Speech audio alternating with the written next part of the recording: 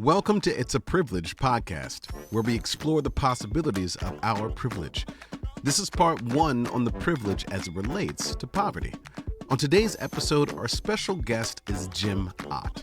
He's a school psychologist of 35 years and provides community organizational workshops called Bridges Out of Poverty to help build effective poverty intervention efforts for the community. I also have the privilege of having two wonderful co-hosts, Dawn Rosenbaum, a non-binary healthcare professional and improv director, and Brandon Rhodes, a gamer, improviser, and DEI director at Happy Valley Improv. What can you expect in this episode? First, our crew is going to chat and explore privilege as it relates to poverty.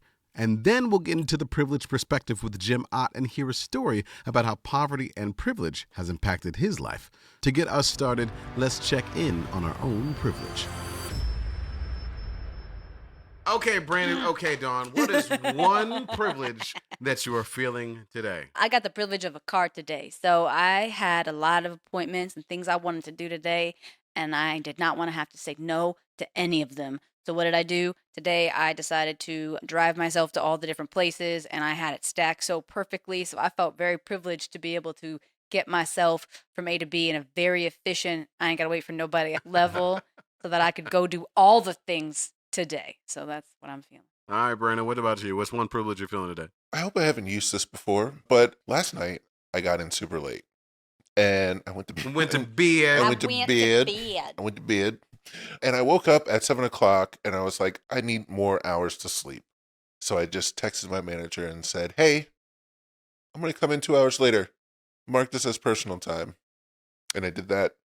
I went back to sleep, woke up, and went in and told him about my night and how awesome it was and got back to work.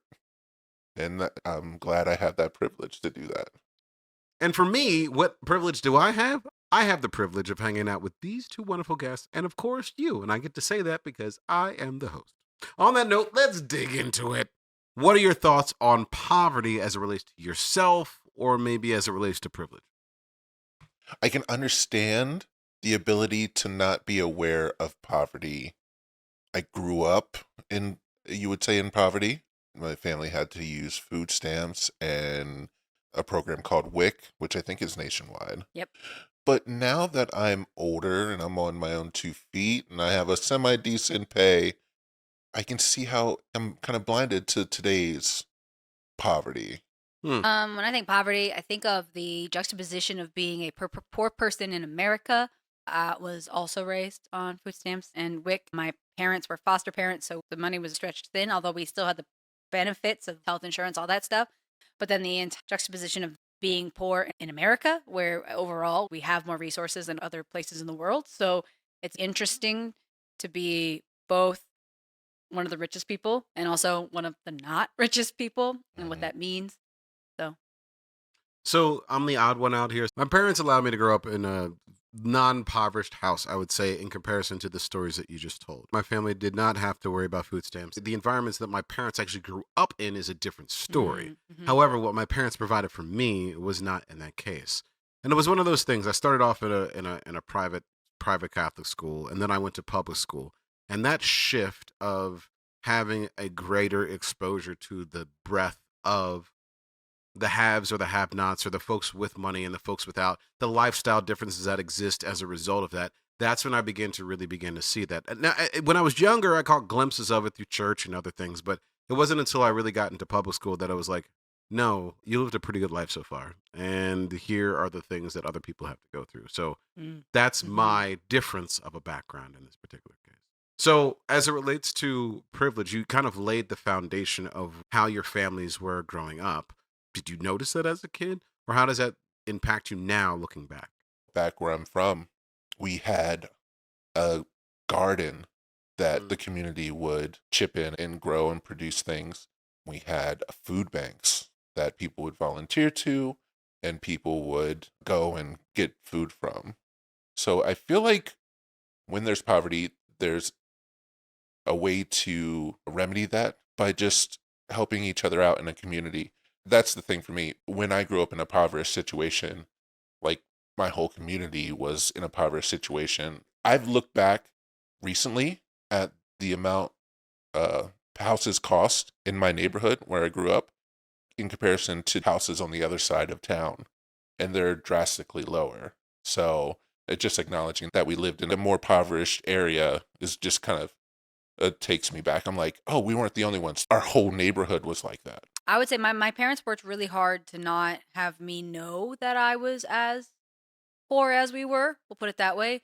We didn't really talk about money a lot. I did hear no a lot. I knew that I was different than other kids because they would talk about play dates and other things. And I was like, what is this? Like, I don't know what that is. I feel like my parents did everything they could to sort of make things work. We were in what you would call a donut hole, where when my parents made more money, we would get out of those programs and therefore not have those programs. Then we would not have the money to be able to afford those things. So then it was that terrible thing where if you went out of the system, then you couldn't afford anything. And so you had to go back into the system in order to be able to eat and feed your family and whatnot. It is such a prominent thing for me, though, that when I went to choose my career path, I genuinely was like, well, this is super fun for me. This I have a passion for, but I need to be able to feed my family. So I chose my career path knowing that one ensured I'd be able to plan to have a family, because it was it was instilled in me in a very young age that I needed to be able to make a certain amount of money so that I could provide for my family and do those things. Oh, I agree with you, Don, that my education was definitely based on the jobs that I could get that would help me feed a family. Is there anything else that you've chosen to do as an adult that was really shaped or Food. food? What do you mean by food? Food. What do you mean? Yeah. So when you're growing up poor, your accessibility to food, fresh food, healthy food, super low. You get really strong opinions like which hamburger helper is best. Are SpaghettiOs really made of magic sauce? Why are they different O's? Very, very critical things. Yeah. I feel like we all develop our first love of ramen because of sometimes when we grow up. But like when I got older, when I was in college, I had a moment where I realized I didn't need to finish my plate, which was a very strong rule in our house. You did not waste things. And so because of that, I could actually taste my food. I'm not kidding. This is a real thing. And my partner actually, same experience. And when I started to taste my food, I was like, oh, wow, I think I like some of things and I think I don't like other things. I got really fascinated by textures of food. And because I was being served by a campus college, I had access to food that I didn't really cook at home or even know about at home. Right. So then I started getting really into food. And from that moment on, I became a very passionate food enthusiast. And even to this day, when I cook, that entire thing just opened up, and it wouldn't have had I always had these things. I have people in my life who are children of chefs at highly rated restaurants, and they grow up having access to this food and having access to all this money. And when we talk about the food, they're not as passionate about it because it is something they always had. And so not having that access easily with food, I'm super passionate because I didn't have the access. I didn't have the exposure. And then when I was able to, it was so enlightening to me that I dove in. When growing up, my parents were very financially conservative. So, like, while my family never had to be on food stamps or anything like that, and we had a house over our head, my dad did everything he could to make sure that no dollar or cent was spent elsewhere. So, like, if my dad took us to the movies, for instance, he would just be like, you're going to the movies. We don't do this often, but you ain't getting anything. There's no drinks, there's no food. You just go to the movies and we're coming back home, right? That's the thing that would happen. As an adult, I find myself, anytime that I go to the movies, I get a big bag of popcorn. Every single time. I load that thing up with butter and I eat the entire thing. So I can relate to this in a very, I guess, privileged sense of being like, I have experiences that I was not allowed to have as a kid because my parents were trying to be strapped. But is there anything else from your side, Brandon, that you had? And it doesn't have to be food related, because I connected with Dawn on the food scale. Also, but I feel sad that your parents never snuck you in popcorn, because like we weren't allowed to have popcorn either, but that doesn't mean we didn't have it. Yeah. We snuck it in. That's what purses are for. That's why we always went to the movies in the wintertime. Not only because people were like, isn't that the best time for movies? But yeah. Oh, man. my parents never did that. Thinking about purses. Yeah, I guess so. Thinking about purses. We would come out of like buffets and stuff with like 2 or 3 extra meals. Yep. Thinking about what you said as far as movies are concerned, I feel like there are a lot of instances where my parents gave me the option of treating myself. Really? Ooh. Okay. Yeah, like I did go to the movies and I could get a candy. I feel like everything was so strapped that I feel like they did give us the Wow. option. Like we didn't get the biggest popcorn, but we did get popcorn. It wasn't like all the candies, but we did get like our selection of a candy, you know? And there were many instances like that growing up where it's hamburger helper and a fried egg sandwich Monday through Friday. And then Saturday in the morning, you can go to the matinee and you can get, since it's cheap, you can get yourself a candy with it. Or here's $5 worth of quarters or stuff like that. Just small things that we did every now and then that I'm noticing now was like a treat because we really didn't have it. I feel like a lot of the quality time I had with my family, my mother tried to go over the top to make sure that the experience we had was the experience that other people had. Like, it was a big deal that all my friends were doing like summer camps and things like that. So my mom had me volunteer for an art program and a Right. theater program because at least I was doing summer camps. I was the one assisting the teacher in the summer camp. I Right. wasn't performing in the summer camp, but I would get theatrical experience. I would be there when the lessons were happening so that I could at least gain the knowledge. And then later I could participate, say, in high school theater kind of thing. So she worked very hard to find those workarounds. It did help that my sister is 15 years older than me. Okay. And so if you think about the experience of you being 8 with your sibling being up there in their early 20s, now she's getting extra income. And so there was times where she would take us out for special spoilings. It was always something mom didn't want, like ears piercings or something like that. But still, that was how we got our like special thing. So one of the things that I hear often when it comes to this idea of having money or not having money is this idea of there's a certain criticism that people get for treating themselves. So like growing up, friends would say, why does this family not have money, but they have the new Jordans on? Why are they on welfare, but they're able to get a cell phone? And all these other things, like the latest iPhone, as an example. Yeah. Like there's that criticism that I've heard often in various capacities growing up, but it also sounds like those might be opportunities to have glimpses of normality, whatever that means, from Yeah. society. So what are your thoughts on that dynamic? Where does that So one of the things I love that you said this because now that I'm thinking about it, my mom treated herself a lot, and in the capacity of what she would do is she would go to Goodwill, and so we had a lot of that was kind of broke. Oh, this is a really cute TV tray cart thing, but the one leg doesn't work and it's duct taped together. She would find these treasures at Goodwill and we would make it work, but it would be stuff that she would remind us was valued. She felt this elation for finding a thing that allowed us to sort of like we spent money on something that she then bought and the overall money she spent was low, but the value of the thing was almost that's like we were interesting. keeping up with the Joneses. What you had described to me is a thing that, especially when we talk about empathy, is there's this prejudice of a perceived level of suffering people expect when you are impoverished, poor, Yeah. etc. And so what you're describing is this, like, I wouldn't even call it shame for self-treating. I would call it this idea of if you are poor, you must also suffer. Like that's what poor is. My friend, she cuts hair, and one of the things she did in a program for her city, she lives in Boston, was she would offer people who were homeless a haircut before they would go to different places, whether it be to see people or to do jobs or things like that. And there was a person who always talked about how they never wanted the haircut because people didn't give money to you when you looked good. There was an expected level of need that came with this expected level of disheveled and impoverished and suffering. And if you looked like you just had a bad day versus if you looked like life really, really was harsh to you, people were more likely to give you money. And so it was a humbling experience. And I think it goes to this exact thing that you were talking about, how, yeah, I think we got shamed for self-treating because my family has a very conservative religious background, and so shame and guilt is kind of part of the game. Right?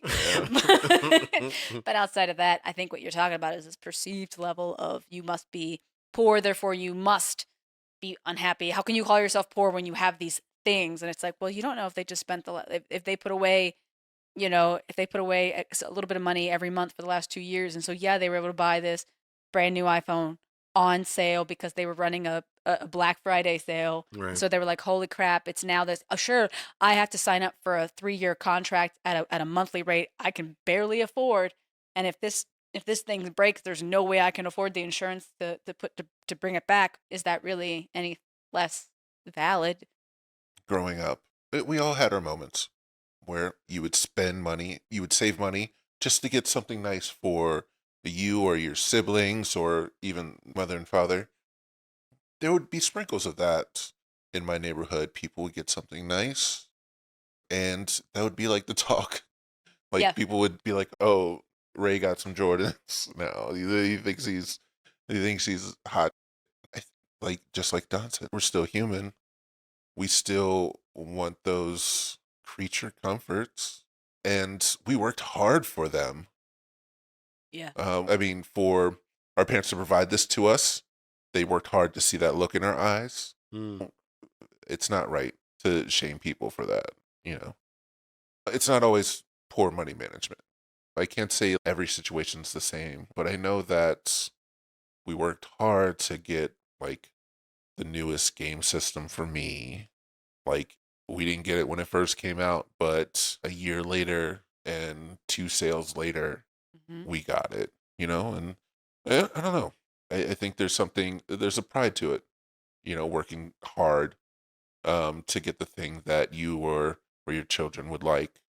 And I think guilt and shame is one of those things that groups like the food bank also deal with and talk about. There's one of the executive director of our local group. We're in State College, Pennsylvania. The State College Food Bank said that one of the hardest things to do for folks who need food is to provide food in a way that doesn't give them the proper level of dignity. So at our local mall, they have this event where they just give food away to the entire public. If you want to come and pick up food, you're allowed to go ahead and do so.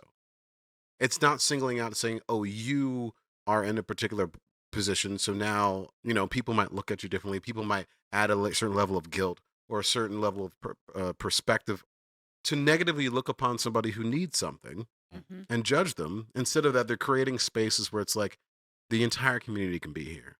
You are living the exact same experience as everybody else. You just might need a little bit more right now. That's okay.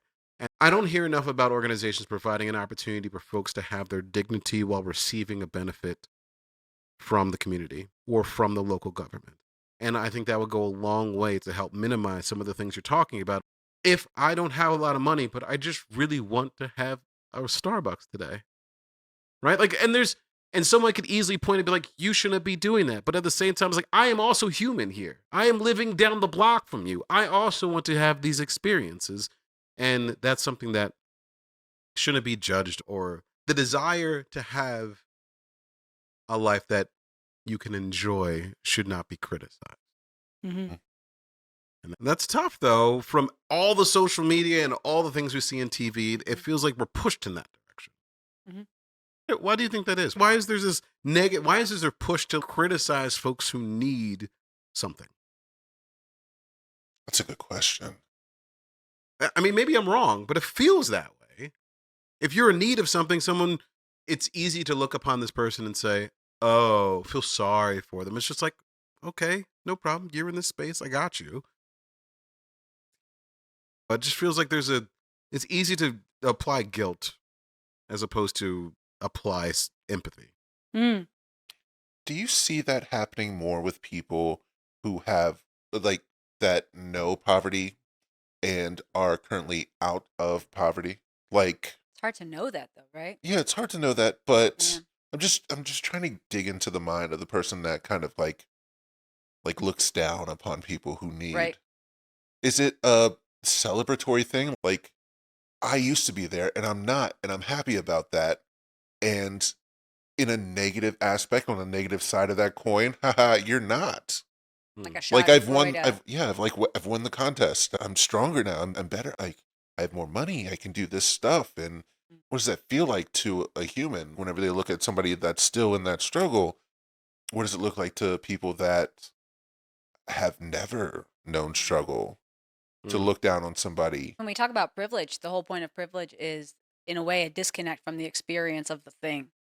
And especially when it comes to poverty itself, when you don't have a connection with what it is like to be without, you probably have an idea that it's easy to be with or that it's not that hard. There's this prejudice of, well, aren't they trying? Aren't they actually doing things? Like, I got money, but I worked really hard for my money. And it's like, yeah, well, you also had accessibility to a lot of things that this person didn't, or your situation is completely different. So I think that there's a disconnect there from empathy, because there's also a disconnect there from truly understanding what the experience of being impoverished is. I think if I were to guess, it would be not that they were without and now they're not, but more of either they were born into a place of higher class, or they are kind of like me, where I grew up not having money, but then I racked up a bunch of student loans. And now I make a lot of money. I may own several mortgages worth of debt, which I hope to God are forgiven soon, or else we are SOL people. Yeah. But I'm making money now and I don't have to worry about it. And so it wasn't so hard for me, being a white privileged American, to just be able to go to a college. I just didn't pay the money then. I'm paying the money now, but now I have an income that allows me to do that. So if it was so easy for me, why couldn't they have done it? Level of people. So I feel like it could be that box, or it could be the box where they just never knew in the first place. Well, whether it's they didn't know in the first place, or there's something that is fuzzying up their expectations of what another person is capable of, or the meritocracy of it all. We're going to dig in the privileged perspective to see if we can gain any more insight to where the privilege of poverty may lie. I grew up in a small town in Michigan. I guess 30,000 people probably when I was there. It's about 40,000 now. It's called Midland, Michigan. My parents grew up in Royal Oak. They were children of the auto industry. And my dad was the first college graduate from his family and got a job right out of college with the Dow Chemical Company. And that's where Midland, Michigan is built, on the Dow Chemical Company. And so when I grew up in Midland, Michigan, it was like a lot of small Midwestern towns. It was extremely white.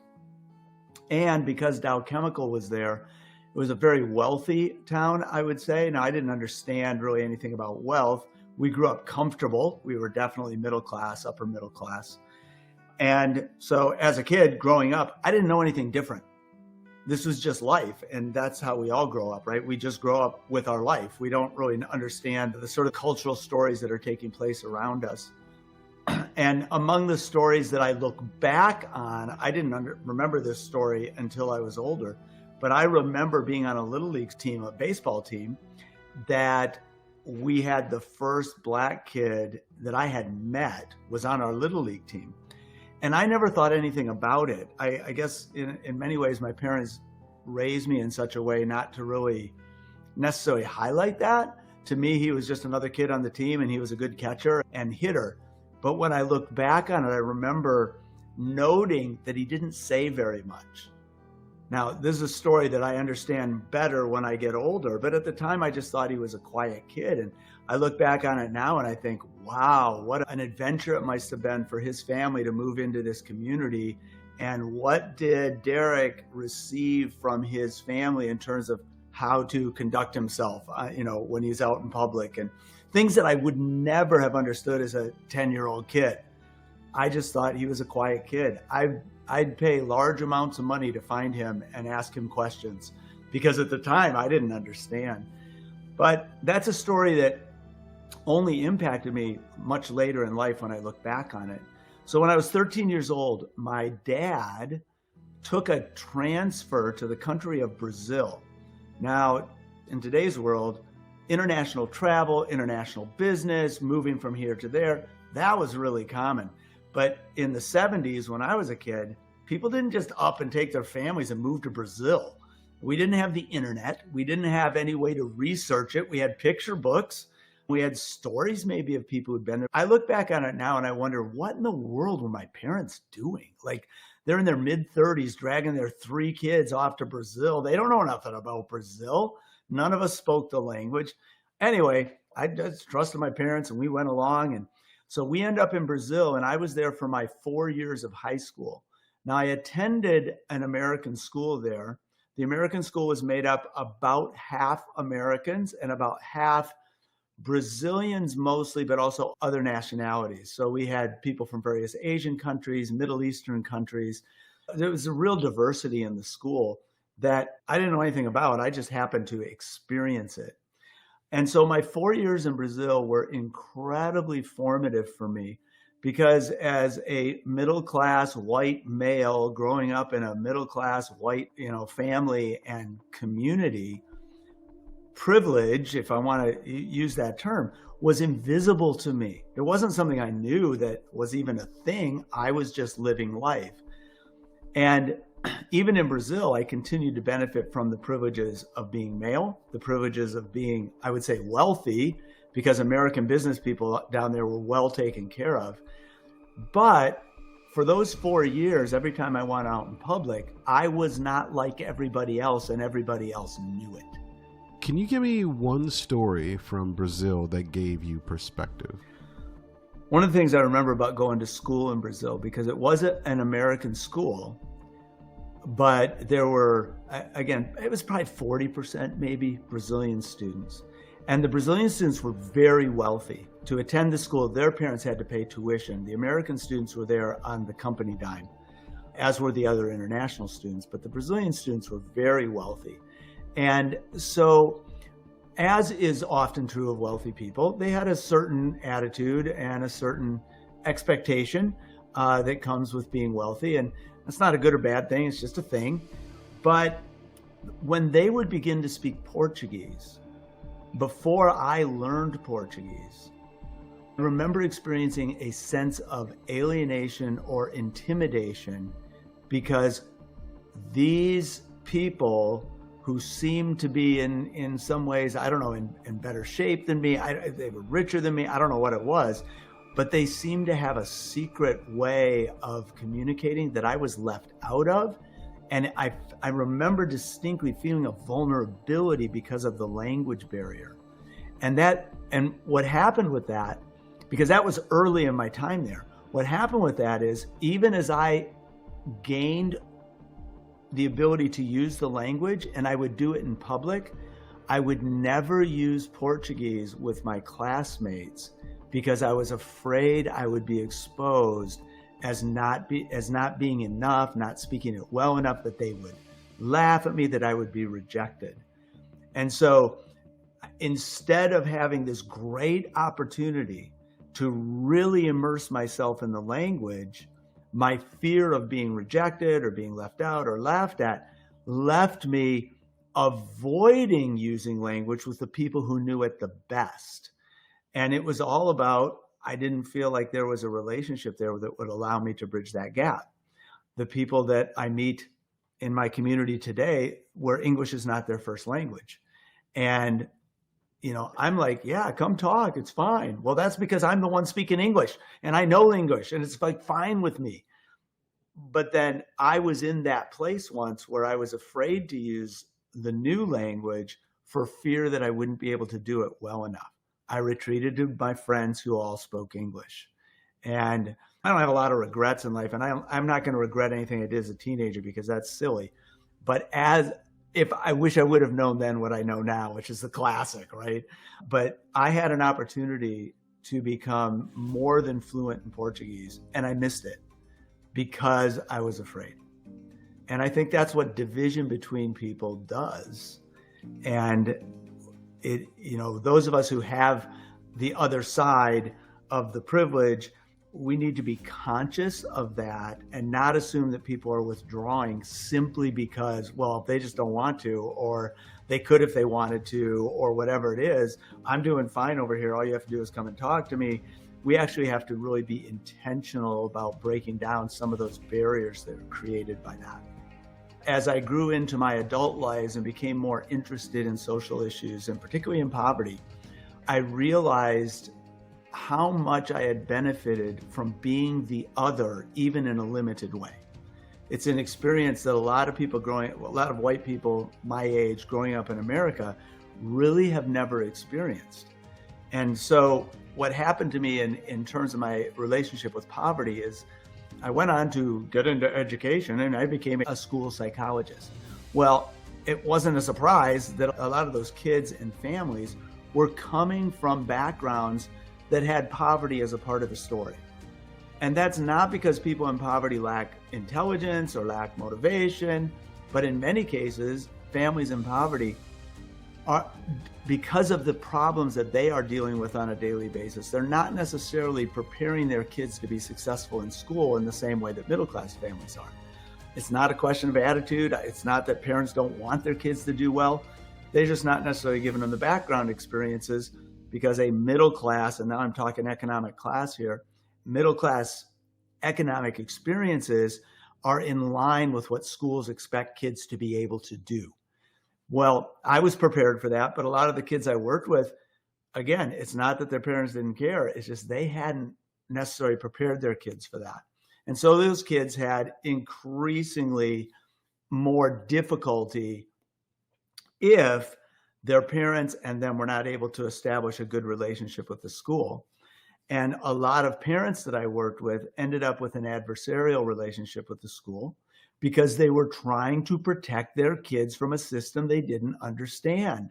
It's not that the parents didn't care. Sometimes they cared so much that they came in and were ready to go to blows with administration, with teachers, because they didn't feel their kids were being treated fairly.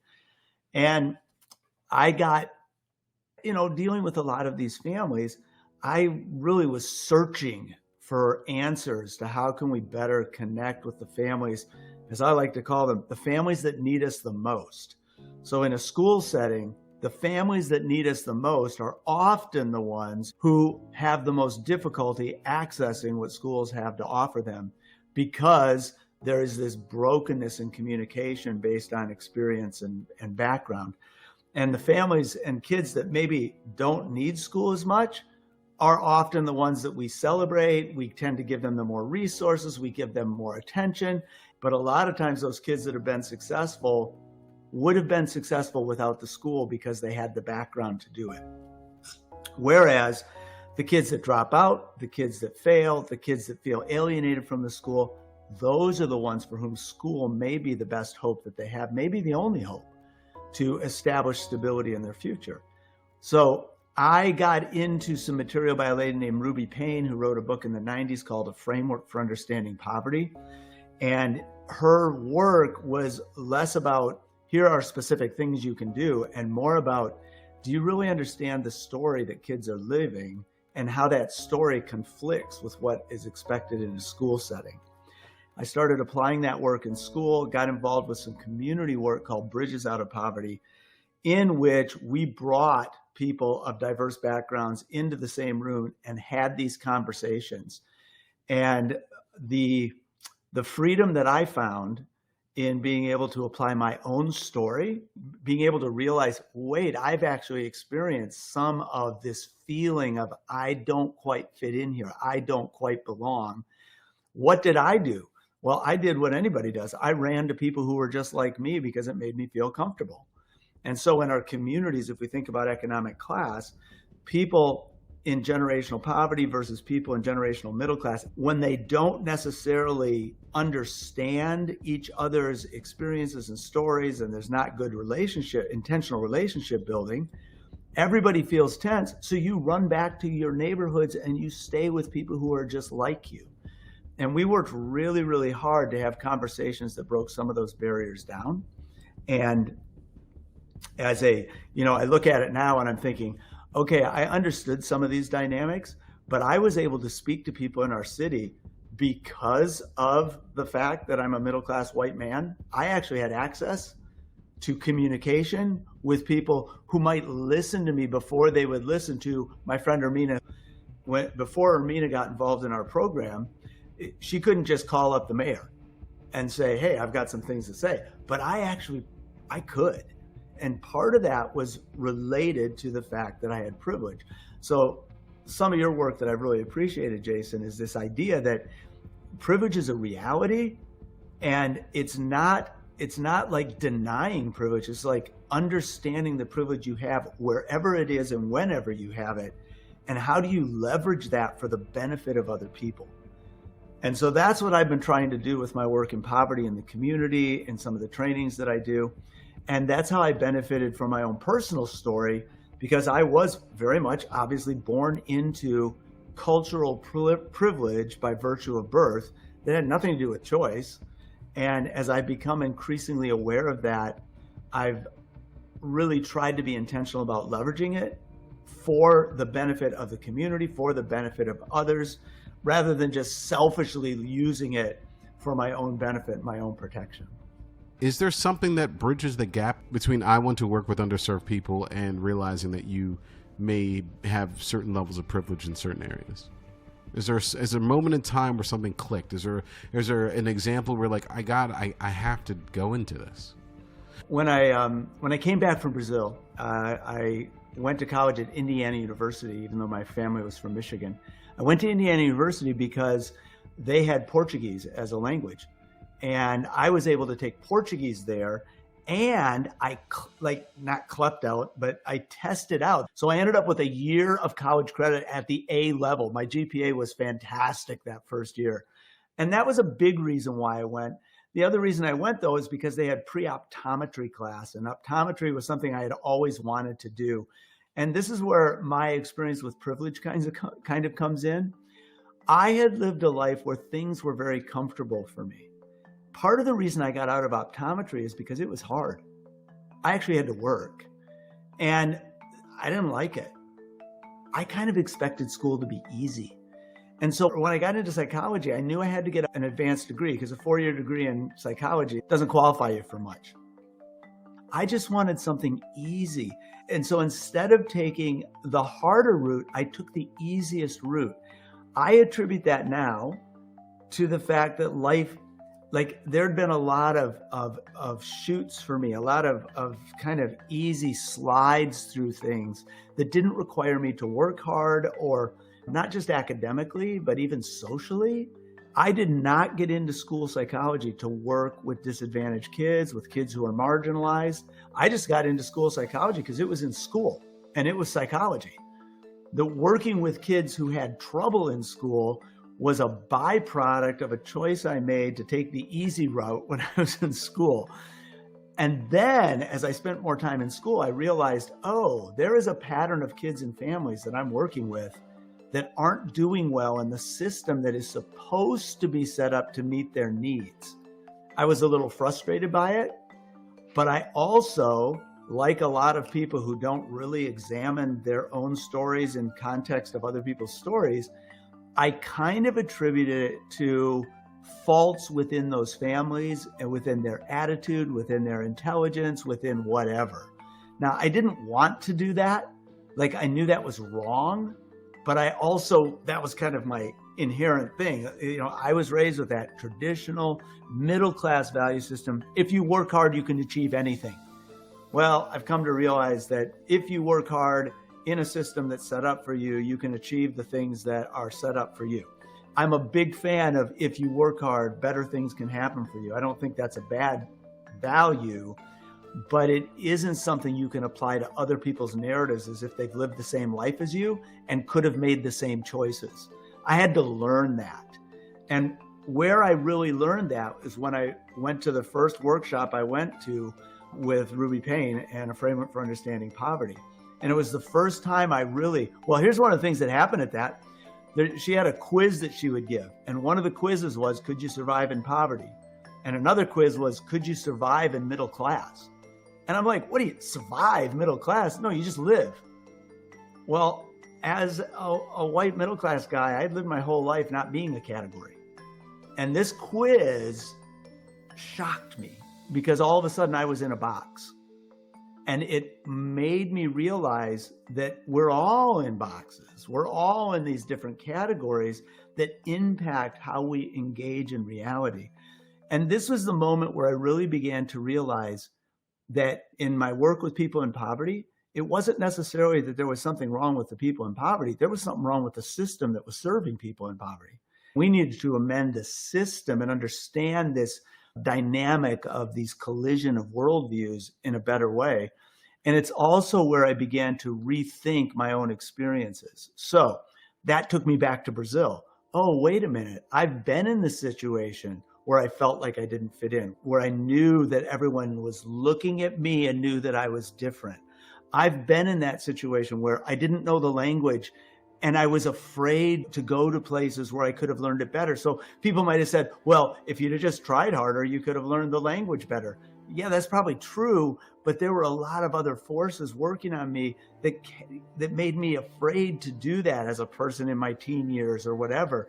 And I began to realize that I can't take my story of the way things ought to be and assume that other people could live that same story, because other people have their own stories. So yeah, I had experienced that. Now I have to be clear.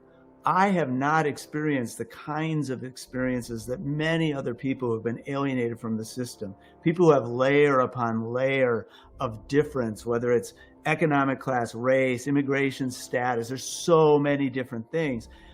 I didn't experience anything like what Derek experienced, or at least I assume he did. The kid on my baseball team who, as a young Black family who, dad graduates from college and gets a job at Dow Chemical and they move into this all white community. I didn't experience anything like what he must have experienced.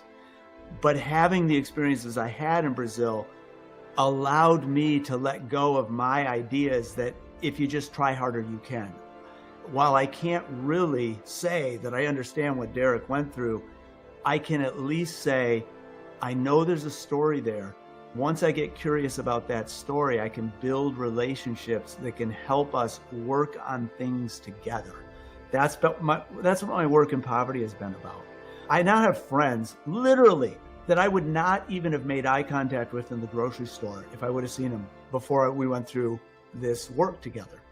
Because all of a sudden, every difference that you can imagine is broken down through sharing a meal, having eye contact, and really understanding, wow, my story and your story, they're more complex than we wish they were.